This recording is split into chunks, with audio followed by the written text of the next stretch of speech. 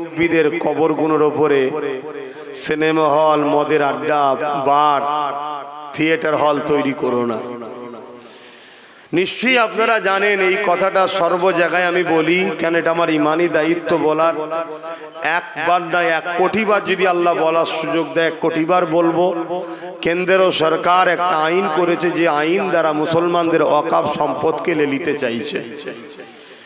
যেমন মুসলমানদের ওয়াকফ আছে, হিন্দু ভাইদেরও সম্পদ আছে, দেওবত্ত সম্পদ, আরো অনেক ধর্মের আছে, তাদের সবটা নিজ নিজ দায়িত্বে সব যেমন ছিল থাকবে, শুধু মুসলমানদের সম্পদটাকে কেড়ে নিচ্ছে। এই কেড়ে নিবার কারণ মুসলমানদের হয়ে বলার কেউ নেই, এক।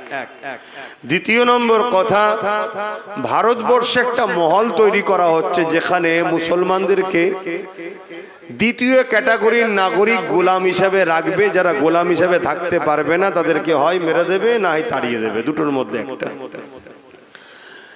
এই সব কিছুর পেছনে রাগ হচ্ছে একটাই, কেন ইসলামের আলোর কাছে অনেক ভণ্ডের ভণ্ডমি শেষ হয়ে যাচ্ছে, তাই অন্য কিছু রাগ নয়। তো এই রকম একটা জায়গায় দাঁড়িয়ে থেকে আমি আপনাদের জিজ্ঞেস করছি, আপনারা বলবেন কেউ যদি বিজেপিকে সাথ দেয়, সাপোর্ট করে, ভোট দেয়, তাহলে বিজেপিকে শক্তিশালী করলো ভোট দেওয়া মানে? তার মানে মসজিদ মাদ্রাসাকে সে ভাঙুক, আপনি সাপোর্ট করলেন, তাহলে তার কি ঈমান থাকবে? ঠিক তেমনই সেই বিজেপির আইনকে যে রাজ্য সরকার মেনে নিয়েছে, তাহলে সেই রাজ্য সরকারকে কেউ যদি ভোট দেয় তার কি ঈমান থাকবে মনে হয়? তাহলে এই জায়গায় দাঁড়িয়ে থেকে আমি আপনাদের পীরের আওলাদ হিসাবে, নবীর ঘরের সন্তান হিসাবে, নবীর উম্মতকে সঠিক অন্যায় থেকে যেমন বাঁচাবার দায়িত্ব, ন্যায়ের পক্ষ রাস্তাটা দেখাবার দায়িত্ব আছে না নাই? তাই আমাকে কারা সন্তান ও ভাইয়ের মতো ভালোবাসেন একটু হাত তুলে দেখান। বিশ্বাস করেন? হাত লম্বা করে তুলবেন। বিশ্বাস করেন? আলহামদুলিল্লাহ। যারা হাত তুলেছেন তাদের উদ্দেশ্যে হাত নামান। তাদের উদ্দেশ্যে বলছি, আমাদের রাজনীতির পাওয়ার দরকার আছে, আছে না নাই? তাই আমার ছোট ভাই নওশাদ রাজনীতি করছে, আমি এইদিকে আছি, ও ওইদিকে আছে। আপনাদেরকে খুলে আম বলছি, আপনারা ওর সাথ দেবেন। আমার কথা রাখতে পারবেন? আল্লাহকে সাক্ষী রেখে বলুন, রাখতে পারবেন? কথা দিচ্ছেন তো? হাত লম্বা করুন যারা হাত তুলতে পারবেন, আমাকে যারা ভালোবাসেন হাত নামান। তো ভালোবাসার মানুষকে বলার অধিকার আছে না নাই? বাস, বাকি কে কি করবে যে যার কবরে জবাব দেবে। কথা বুঝে আসছে? এটা আপনাদেরকে বলে গেলাম। কেন? আমি আবার একবার বলে যাচ্ছি, কেন্দ্র সরকারকে ভোট দেওয়াটাও হারাম, রাজ্য সরকারকেও ভোট দেওয়াটা হারাম। কেন? এরা উভয়ে টাকার ইপিট উপিট, এরা ওয়াকফকে শেষ করে দিচ্ছে, ওবিসিকে শেষ করে দিচ্ছে। ও প্রকাশ্য মুসলমানকে মিটাতে চাইছে, আর এ মুসলমানকে পিছন থেকে বেঁধে রেখে আস্তে আস্তে আস্তে আস্তে শেষ করে দিতে চাইছে। কেন? পশ্চিম বাংলায় মুসলমানদের সংখ্যাটা একটু বেশি, তো এই জন্য পশ্চিম বাংলায় ডাইরেক্ট যদি এসে আমাদেরকে অ্যাটাক করে অসুবিধা আছে। এজন্য প্রথমে হারাম টারাম খাইয়ে আমাদেরকে দুর্বল করেছে, সময় হয়তো এসেছে এবার ওকে নিয়ে চলে আসবে। কথা বুঝে আসছে? হারাম খাদ্য আমাদের ঈমানকে দুর্বল করে, আর 1 কোটি লাশ যেমন কোনো কাজে লাগে না, বেঈমান মুসলমান কোনো কাজে আসে না। কথা মাথায় ঢুকলো? পশ্চিম বাংলার ভৌগোলিক পরিস্থিতি অন্য জায়গার ভৌগোলিক পরিস্থিতি আলাদা।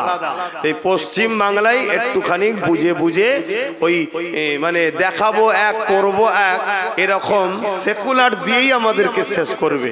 তো এই জায়গায় আমি আপনাদেরকে বলবো, কে ভালো কে খারাপ দেখার দরকার নেই। নবীর বংশের আওলাদ নওশাদ সিদ্দিকী রাজনীতি করছে, রাসূলও বলেছে কুরাইশ বংশের ঝান্ডার তলায় তোমরা থাকো, তোমরা ওর সাথ দিও। যারা আমাকে ভালোবাসেন, বলার অধিকার আছে না নাই? আমার ভালোবাসার মানুষকে বললাম, আল্লাহ যদি ওকে ক্ষমতায় আনে, সেই জায়গায় যদি পৌঁছায়, কোনো সুবিধা অসুবিধা হলে আমি জুম্মার দিন দরবারে থাকি, আমার কাছে যাবেন, আমি আপনাদের পাশে ছিলাম, আছি, থাকবো। কিন্তু মনে রাখবেন, ফাইসাল্লা আল্লাহর হাতে।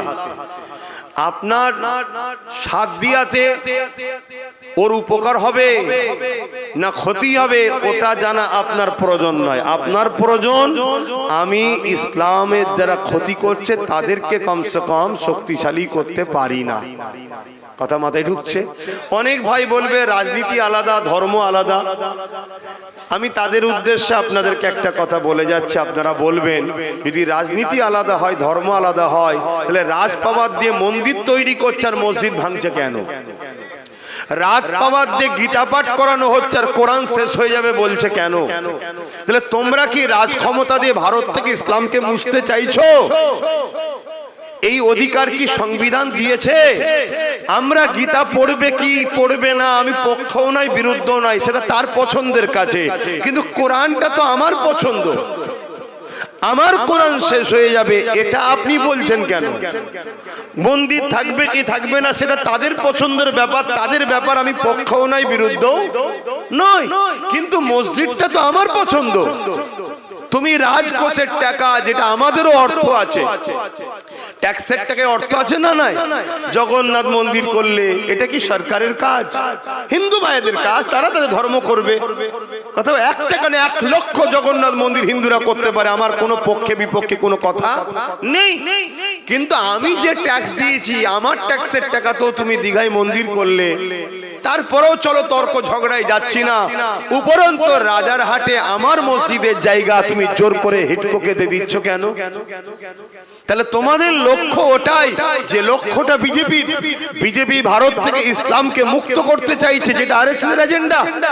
আর তুমিও বলেছিলে আরএসএস ভালো বিজেপি খারাপ, মনে পড়ছে তো নাকি? এবারে এই কথাগুলো তোমরা শুনে নেবে কি না নেবে আবার বলছি তোমাদের ব্যাপার, কিন্তু আমার বলা দায়িত্ব আছে না? না, হ্যাঁ আমি বলবো। এবার এই বলতে কি যদি আমার বাধাই কেউ আসে, তার সাথে প্রয়োজন আমি যুদ্ধ করতেও রাজি আছি, ওপেন কথা বলে যাচ্ছি। কেন? আমার ইসলাম আমাকে ইজাজত দিয়েছে, আমার সংবিধান আমাকে রাইট দিয়েছে। এর বিরুদ্ধে যে দাঁড়াবে সে মোদি হোক আর দিদি হোক, কোনো বেটাকে ছাড়বো না, তার বিরুদ্ধে লড়াই করব। কথা মাথায় ঢুকলো? তাহলে এই জায়গায় আমার সাথে এই বুঝানোর পরে 10 জন হলেও তো সাথ দিতে পারে। কালকে 10টা 20 হতে পারে, তো 20টা একদিন 1 লাখ হতে পারে, তো 1 লাখটা একদিন 10 লাখ, 10 লাখটা একদিন 1 কোটি হতে পারে না? পারে না? একদিন বিপ্লব অবশ্যই ঘটতে পারে, কারণ ইতিহাস তো এইভাবেই ঘটে। তাই আমি আরো একবার বলছি, আমাকে বিশ্বাস রেখে আমি যে কথা বললাম, আমার ছোট ভাইকে রাজনীতির বিষয়ে, ধর্মের বিষয়ে তো আমার সাথে আপনারা আছেন, আমার আরো বাপ ভাইদের সঙ্গে আছেন, রাজনীতির বিষয়ে আপনারা নওশাদের সাথ দিতে রাজি আছেন? হাত তুলে বলুন, দিতে রাজি আছেন? আলহামদুলিল্লাহ। এবারে বলতে পারেন জলসাতে কথা বলছেন কেন? নেতারা যখন রাজনীতি ছেড়ে দিয়ে ধর্ম মিটাতে নাবে ধর্মগুরুদের, তখন ধর্মের জায়গা থেকেই তো বলতে হবে। তা আমরা তো, আমাদের তো জায়গা এইটাই, ঠিক তো নাকি? আমাদের তো অন্য জায়গা নেই, তাহলে এই জায়গা থেকেই তো বলতে হবে। তো ইমাম তো মসজিদ থেকেই বলবে যে দেখো, যদি তোমরা না নিজেদের রাজ পাওয়ার তৈরি করো, যদি তোমরা 60, 70, 80, 90, 100টা নিজেরা এমএলএ না বানাতে পারো, তাহলে তোমরা শেষ হয়ে যাবে।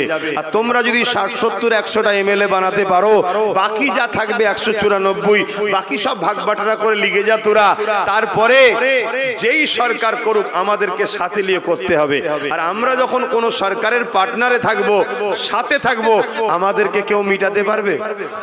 215টা দিয়েছো, 215টাই মমতার, আমাদের নয়। কিন্তু আজকে যদি ওই জায়গায় 100টা আমাদের থাকতো আর 115টা যদি ওর থাকতো, তাহলে একসাথে দল করতে হতো। তাহলে এই যে চেয়ারে বসে আছি, 4টে পায়া, 3টে ওর থাকে, একটা আমাদের থাকলে ওই চেয়ারে বসে বলতে পারতো দিল্লি চলে যাও। এই জন্য আপনাদেরকে বোঝাচ্ছি। আর একটা শেষ কথা, আমার ভয় হচ্ছে, আমি তো চারিদিকে গিয়ে যেটা দেখছি, শুধু মুসলমান নয়, অমুসলিমরাও নওশাদের সাথে সাথ দিচ্ছে। আর রাজনীতির নেতা এমনই হওয়া দরকার যে শুধু মুসলমানের নয়, জনগণের হবে, যেটা নওশাদের মধ্যে আছে, দেখছি। কথা বুঝে আসছে? আমি কিন্তু একটা ধর্মগুরু হিসেবে কথা বলছি, কথা বুঝে আসছে তো নাকি? কিন্তু ও রাজনীতি হিসাবে ওর মধ্যে সর্বধর্মের মানুষের জন্য লড়াই করছে না, করে না? ওটাই হওয়া উচিত, ওটাই হওয়া উচিত। কেন? জনপ্রতিনিধি জনগণের, ধর্মগুরু ধর্মের লোকের, ঠিক না বেঠিক? হ্যাঁ। তো সেই জায়গায় আজকে অমুসলিমরাও তার সাথ দিচ্ছে। এই যে সবাই ওর সাথে ছুটছে, তো এইটা কিন্তু কেউ ভালো নজরে নিচ্ছে না, কেউ ভালো নজরে নিচ্ছে না যে একটা মুসলিম ছেলে সর্বধর্মের মানুষের নেতা হবে, এটা কিন্তু ভালো নজরে কেউ বলবেন তো লিখছে না। তাই আমার ভয় হয়, হয়তো দেখা যাবে আগামী দিন যাতে ওকে ডাউন করা যায়, এর জন্য অনেক ছোট ছোট মুসলমানদের মধ্যে থেকেই আবার দল করিয়ে দেবে। এলে তুই কিছু টাকা লিজা, একটা দল করলে, এলে তুই লিজা, শুনছেন তো নাকি? কেন? যাতে করে আমরা টুকরো টুকরো হয়ে যাই। টুকরো টুকরো হয়ে গেলে ক্ষতিটা আমাদেরই হবে। এরকম লুবি মুসলমান আছে না নাই? বলুন আছে না নাই? একটু সাবধান হন। সময় এলে আপনাদেরকে বলবো। একটা কথা বলছি,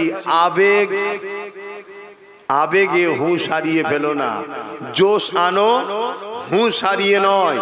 আমরা বড় আবেগী, এই আবেগের জ্বালায় আজকে মুর্শিদাবাদের লোক যেখানে দেখছে সেখানে পিটছে। মুর্শিদাবাদের লোকে দেখার খোঁজ লাও একটু চারিদিকে, শুনছেন তো নাকি? অতএব একটু বুঝে বুঝে পা ফেলো। আল্লাহ রসুল বলছে কেউ পরিবর্তন হয়েছে চট করে বিশ্বাস করতে যেও না, আগে তাকে দেখো। পাহাড় সরে গেছে বিশ্বাস করো, কেউ পরিবর্তন হয়েছে বিশ্বাস চট করে করো না। আমি কারো নিন্দা করছি না, কিন্তু রাসূলুল্লাহর হাদিসটাকেও মাথায় রাখা দরকার আছে না নাই? কেন আমাদেরকে দেখতে হবে? হঠাৎ করে একটা লোক এখানে ওখানে ওখানে ওখানে চারিদিকে ডাল দিয়ে ঘুরে হঠাৎ করে সে এসে বলল আমি মুসলমানদের দরদি, একটু আমাদের ভাবা দরকার আছে না নাই? আমার বক্তব্যটা এই জায়গায়। আমি তার পক্ষে বিপক্ষে কোনো কথা বলছি না, কিন্তু আমি এতটুকু বলবো, রসুল বলছে তোমরা ভেবে দেখো, চট করে বিশ্বাস কাউকে করতে যেও না, এটা মাথায় রেখে দিও। হ্যাঁ, আমাদের যে যা লিখছে, আমাদের যে যা কাটছে সব নোট করো, আর নোট করে কোমরটাকে আগে মজবুত করো, ভিতটা ভালো করে দাও, তাহলে উপরে 10 তলা কেন 20 তলা দেওয়া যাবে, ঠিক তো নাকি? আগে কোমর ভিত মজবুত করো, করার পরে সব আবার ফিরিয়ে লিয়া যাবে। যাবে না? যাবে না। যে পাওয়ারে তুমি আমার মসজিদ নিলে, যে পাওয়ারে তুমি আমার ওয়াকফ লিচ্ছ, ওই পাওয়ার যদি আমরা দখল করতে পারি, আবার ওই মসজিদ মাদ্রাসা ওয়াকফকে ফিরানো যাবে না? যাবে না? তাহলে আগে সেই পাওয়ারটা তৈরি করো। সেই পাওয়ারটা তৈরি করার আগেই যদি হুড়োহুড়ি করতে যাও, তাহলে তো আমাকে সব সমেত তুলে ফেলে দেবে। এক কথা বুঝছেন? একটু বুঝে বুঝে পা ফেলো।